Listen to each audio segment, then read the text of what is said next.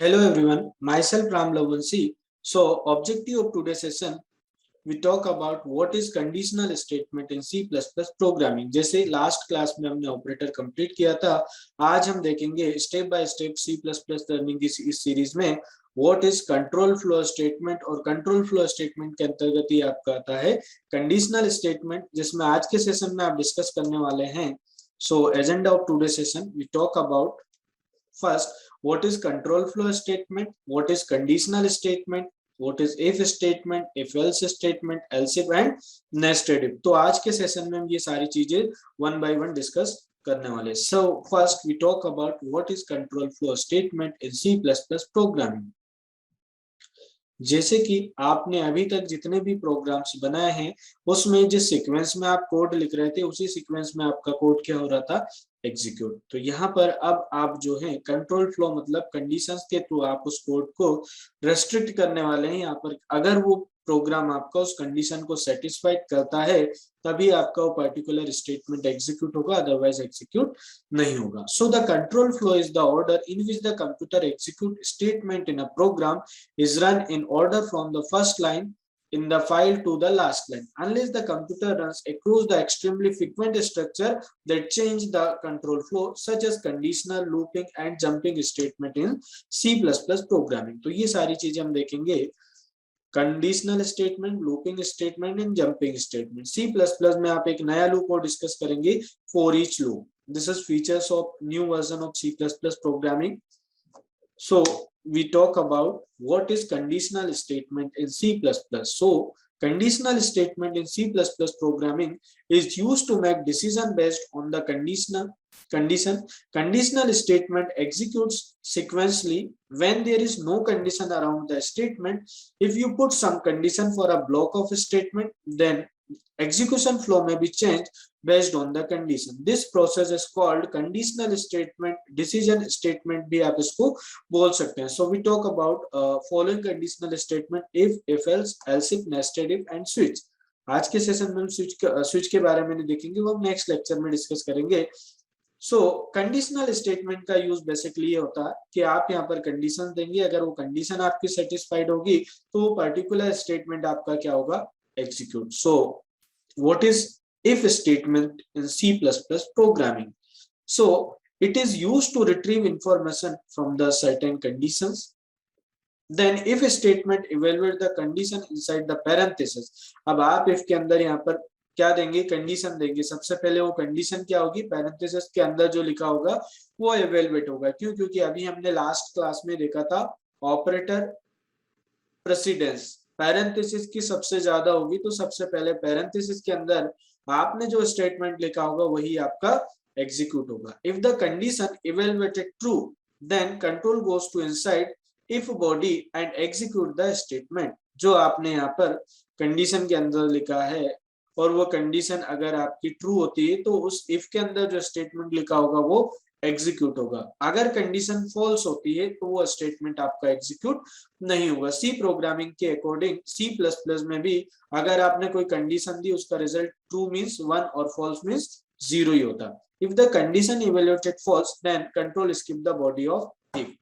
If we write single line statement inside if, then curly braces is optional, but we write multiple line statement inside if, then compiler always consider first line of if body। अगर आपने एक ही line का statement लिखा है तो curly braces optional होगा, but multiple line अगर आप लिख देते हैं और आपने कर्ली ब्रेसेस नहीं लगाया तो कंपाइलर हमेशा फर्स्ट लाइन को ही उस इफ का स्टेटमेंट एज्यूम करके चलता है। So let's see the syntax of if statement.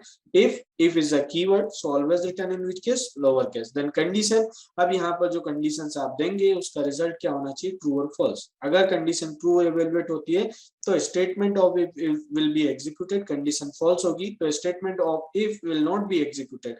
Not curly braces are optional. So let's see the example of if। write a C++ program to compare two numbers using if। अब आपको user से दो number input लेना और उनको compare करना है। so let's see the example।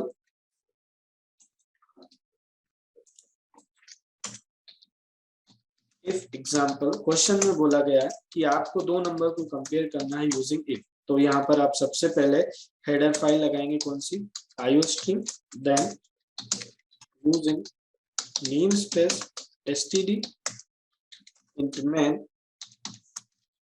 और यहाँ पर आपका क्या हो जाएगा, लास्ट में रिटर्न व्हाट, 0। आपने एक वेरिएबल बना लिया है, क्या, दो वेरिएबल, दो नंबर को कंपेयर करना है यूजिंग इफ। तो आपने दो नंबर यूजर से इनपुट लेंगे, तो आप मैसेज दे देंगे यहाँ पर कि सर सी out enter number 1। Then input लेने के लिए आप क्या यूज करेंगे, cin, this is extraction operator, उस वेरिएबल का नाम। नेक्स्ट सी आउट इंटर नंबर 2, क्या हो जाएगा, सी इन, राइट। अब आप यहाँ पर देखेंगे कंडीशन लगाएंगे, इफ n1 ग्रेटर। अब भाई दो नंबर के बीच में क्या पॉसिबिलिटीज हो सकती है, पहले नंबर दूसरे से ग्रेटर हो सकता है, उससे लेस हो सकता है, और उसके इक्वल भी हो सकता है, n1 ग्रेटर n2। अगर ये कंडीशन ट्रू होती है तो आप क्या मैसेज दे देंगे कि sir C out number 1 is greater. अगर ऐसा नहीं हुआ तो आप जितनी पॉसिबिलिटीज होंगी उतनी कंडीशन लगा देंगे, n1 लेस n2। अब अगर आपकी कंडीशन क्या होगी, ट्रू, तो आप क्या लिख देंगे कि sir number 2 is greater, C out number 2 is greater. अब ऐसा भी तो हो सकता है कि दोनों नंबर इक्वल भी हो सकते हैं, तो ना तो फिर ये कंडीशन ट्रू होगी, ना आपकी दूसरी कंडीशंस क्या होगी, तो यहाँ पर आप एक और इफ लगा दीजिए। इक्वलिटी चेक करने के लिए हमेशा डबल इक्वल ऑपरेटर यूज करते हैं, सिंगल इक्वल असाइनमेंट ऑपरेटर होता है। सी आउट और क्या लिख देंगे, number 1 and number 2 are equal, right. So first compile the program and execute the program। आपने लिखा 5 और 6, क्या आ रहा है, नंबर 2 इज ग्रेटर। आपने लिख दिया 12 और 3, नंबर 1 इज ग्रेटर। और आपने यहाँ लिखा 7 और दूसरे में भी 7, number 1 and number 2 are equal. तो इस तरीके से आप इफ का यूज कर सकते हैं। I hope you understand. So ये हमने देखा कि किस तरीके से आप इफ स्टेटमेंट का यूज करके दो नंबर को कंपेयर कर सकते हैं। सो let's see the next statement is if else statement। So what is if else statement in C++ programming? If the condition is true, then inside the body of if are executed, statement inside else are skipped from the conditions। If the condition is false, that is 0, then body of if skipped from the execution, but statement of else will be executed। यहाँ पर if else आप तब use करते हैं जब आपके पास दो possibilities है। अगर आपकी कंडीशन ट्रू होती है तो इफ का स्टेटमेंट एग्जीक्यूट होगा, कंडीशन फॉल्स होगी तो एल्स वाला पार्ट क्या होगा, एग्जीक्यूट होगा। इन दोनों में से कोई एक ही एग्जीक्यूट होगा। ऐसा कभी नहीं होगा कि इफ भी आपका एग्जीक्यूट हो गया और एल्स भी हो गया। डिपेंड करता है कंडीशन पे। Condition true, if a statement will be executed, condition false, then else statement will be executed। So let's see the example। Write a program to check given number is even or odd। आपको user से एक number input लेना है और check करना है कि user ने जो नंबर इंटर किया है वो इवन है या फिर ऑड है, राइट। अब आप यहाँ पर जो नंबर इंटर करोगे कैसे चेक करेंगे नंबर इज इवन और ऑड? किसी भी नंबर का 2 से मोड निकालते हैं। मोड निकालने के बाद अगर उसका रिमाइंडर 0 आता है दैट इज इवन नंबर, अगर ऐसा नहीं है that is odd number. So let's see the example. Example, if else statement। यहाँ पर आप लिखेंगे as include, कौन सी हेडर फाइल लगाएंगे, iostream, and using namespace std, और क्या हो जाएगा आपका int main रिटर्न 0।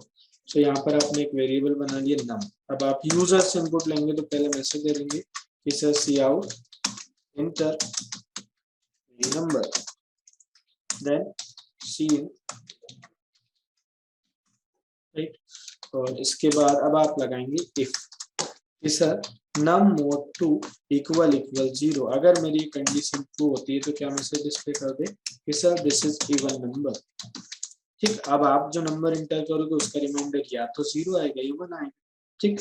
अगर कंडीशन ट्रू है तो इफ वाला पार्ट एग्जीक्यूट होगा, कंडीशन फॉल्स है तो एल्स वाला पार्ट क्या होगा, एग्जीक्यूट। तो यहाँ पर आप देखेंगे कि sir this is odd number, right. Then first save the program, compile the program and execute the program. आपने एंटर किया 34, क्या एंटर किया 34। दिस इज इवन नंबर, क्यों? क्योंकि 34 2 से डिविजिबल है। डिवीजन मतलब उसका रिमाइंडर 0 आता है। आपने एंटर किया 67 ऑड नंबर। सो इस तरीके से आप इफ एल्स स्टेटमेंट का यूज कर सकते हैं। I hope you understand how if else statement will be work. So ये हमने इफ एल्स स्टेटमेंट का यूज करके देखा कि किस तरीके से आप जो है चेक कर सकते हैं कि यूजर ने जो नंबर इंटर किया है वो इवन है या फिर ऑड है। So let's see what is else if statement in C++। जैसा कि अभी आपने देखा the if else statement, जैसे हमने देखा कि if else statement में दो ही पॉसिबिलिटीज के लिए आप यूज कर सकते हैं और उसमें से भी कोई एक ही एग्जीक्यूट होगा। लेकिन अगर आपके पास पॉसिबिलिटीज दो से ज्यादा हुई तो उस सिचुएशन में आप यूज करते हैं else if। ध्यान रखिएगा कि बिना इफ के आप एल्स यूज नहीं कर सकते कहीं पर भी। अगर आप एल्स इफ भी यूज कर रहे हैं तो उसके पहले आपको कंपल्सरीली इफ यूज करना पड़ेगा। So the if else statement execute two different code depending upon whether the condition is true or false. Sometimes a choice has to be more than two possibilities, then we should go for else if statement. So let's see if, अब देखिए यहाँ पर आपके पास possibilities ज्यादा होंगी। Condition 1, अगर पहली condition sorry यहाँ पर ऑपरेटर एसोसिएटिविटी रॉन्ग लिखा है, यहाँ पर हम एल्स इफ का सिंटैक्स देख लें। तो अगर आप एल्स इफ यूज भी करते हैं तो उस एल्स इफ के पहले आपको एल्स इफ यूज करना पड़ेगा। विदाउट इफ आप कभी भी एल्स इफ यूज नहीं कर सकते। So first if condition 1, if condition 1 evaluated true then control goes to inside the first if statement, then statement 1 will be executed. Then next, अगर आपकी ये कंडीशन फॉल्स हो जाती है तो अब आपकी कंडीशन 2 चेक होगी। अगर कंडीशन 2 होगी तो कंडीशन 2 होने के बाद स्टेटमेंट 2 आपका एग्जीक्यूट होगा। इसमें क्या होगा कि यहाँ पर ये कंडीशन आपस में एक दूसरे के ऊपर डिपेंड है। अगर पहली कंडीशन ट्रू हो जाती है तो सिर्फ स्टेटमेंट 1 एग्जीक्यूट होगा, उसके बाद वाली कंडीशन चेक नहीं होगी। और ऐसी भी सिचुएशन आ सकती है कि आपने जितनी भी कंडीशन दी उनमें से कोई सी भी ट्रू ना हो तो उस सिचुएशन में एल्स आपका एग्जीक्यूट होगा। एल्स लिखना कंपलसरी नहीं है, एल्स ऑप्शनल होता है। So let's see the example, right a program to compare two numbers using else if. अब आपको दो नंबर को कंपेयर करना है लेकिन उसमें मल्टीपल इफ यूज नहीं करना। अब आप क्या यूज करेंगे? Else if. So let's see the example.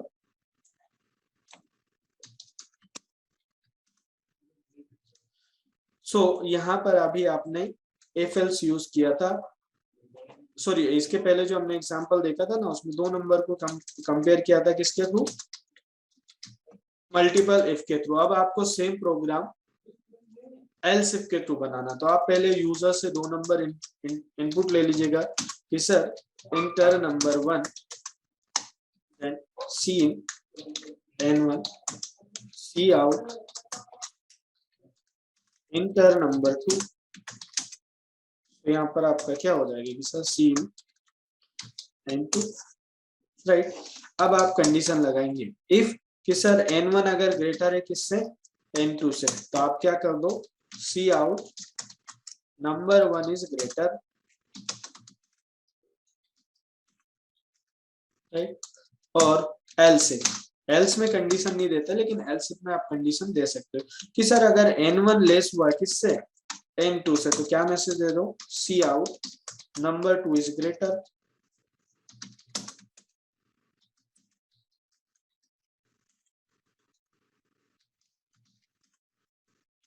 और अगर ये दोनों कंडीशन फॉल्स होती है लास्ट में क्या लिखोगे? Sir number 1 and number 2 are equal,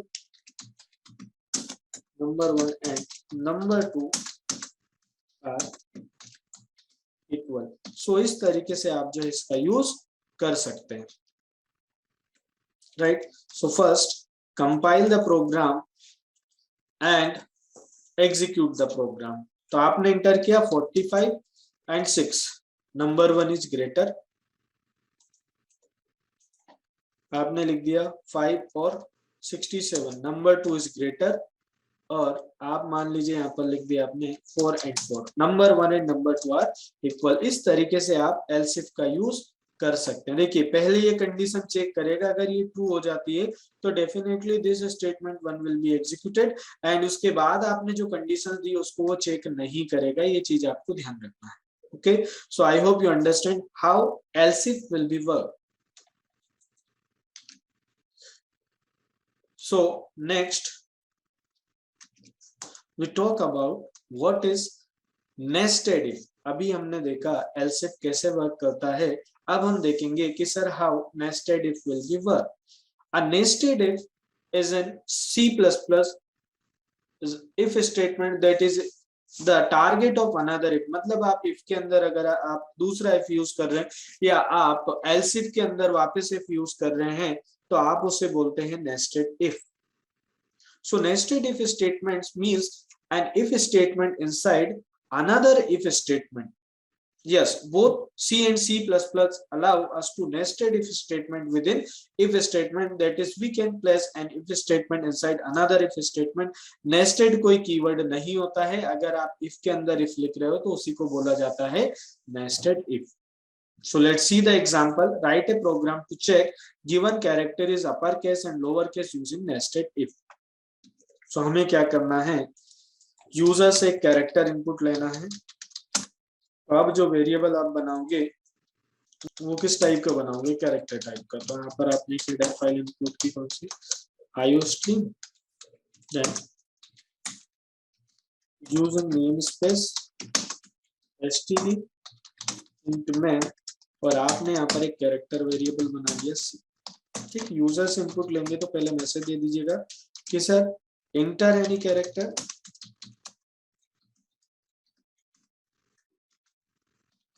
उसी आपने उसी वेरिएबल में कैरेक्टर यूजर से टोक ले लिया, रिटर्न 0 लिख दिया फॉर द मैन। ठीक, अब आप यहाँ पर लगाएंगे nested if. Sir if C greater, क्या बोला मैंने, सी ग्रेटर और इक्वल है किससे, स्मॉल एस है। अगर ये कंडीशन आपकी ट्रू है तो कंट्रोल इस इफ के अंदर जाएगा, फिर क्या लिख दिया आपने, सी लेस और इक्वल टू स्मॉल को स्मॉल में जेड। और ये कंडीशन भी अगर आपकी ट्रू है तो क्या लिख दो कि sir this is lower case, क्या मैसेज दे देंगे, लोअर केस, राइट। अब ये आपका मेन इफ हो गया। इसके बाद आपने क्या लगा, एल्स इफ।